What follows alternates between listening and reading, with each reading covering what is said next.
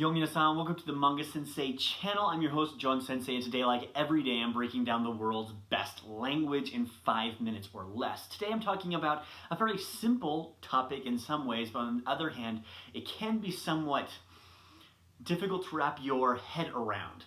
That is when we're talking about formalities. Now, this is a little more advanced of a grammar point, so just heads up, but you can use it. So, what I'm talking about today is formalities when it comes to days. See, in Japanese, there's always a way to raise your diction or improve your Japanese sounding, how you sound in Japanese by your words.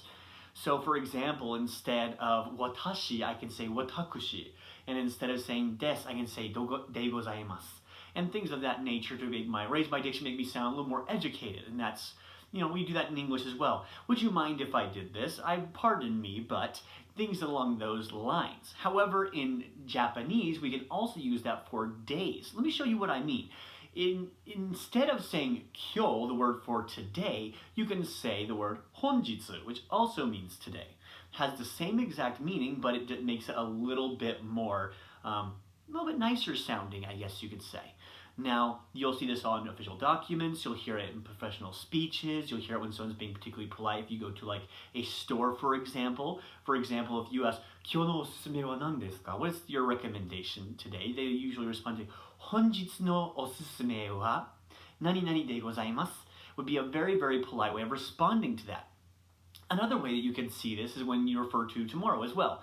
Instead of saying something along the lines of ashita, you can simply say asu, which is the same word, or a little bit better than that is a word called myonichi. Myonichi is the same word for tomorrow. In fact, it has the same symbols, but you're simply pronouncing it in a higher, better sounding way. Again, you can use this for the previous day as well. Instead of saying ashita, you can use myonichi, and instead of saying kino, you can use sakujitsu. Sakujitsu is the same way of referring to things in the past. And you can use this with weeks, months, and even years if you like to use saku instead of last. It makes you sound a little bit better. That's because you're simply taking the kanji with it, saku in this case, and then you're just changing the reading from on to kun or what have you. Now, this is really important when you're trying to sound nice in Japanese, but there are also a couple of other words that are important to use as well. The first one to find out is Japanese years. See, we here in the Western world, America, and everywhere outside of Japan follow the Gregorian calendar, right? This year it's Year of Our Lord 2018. Well, in Japan, it would be Heisei Sanjunen, the 30th year of the Heisei era. In that, this follows a line of the emperors, the previous emperor, when he dies or abdicates in this case, it will be changed to a new year. This year is Heisei, as was the year before that, and before this it was Showa, and then before that it was etc. etc. We go on and on. You can all see this back through Japanese time. When you go back in time, there were different eras, and we refer to the year as those eras. So if you ever look on a Japanese date, instead of it being, for example, 2018, May 18th, you would, because they do year, month, and then days, what you would have instead would be Sanjunen Gogatsu no 18 desu.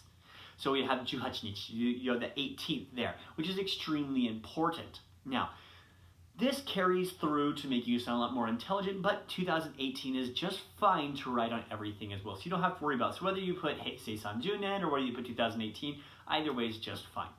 With that, though, I will sign off. If you have any questions or comments about this or any other grammar point that I talked about, please make sure to hit me up on any social. I have it down in the show notes down below, as well as you can find me on my website at manga-sensei.com/contact or /info, either way. And you can contact me or anyone on my team. I don't do this alone. With that, I'll sign off, and I'll see you tomorrow. Until then, John.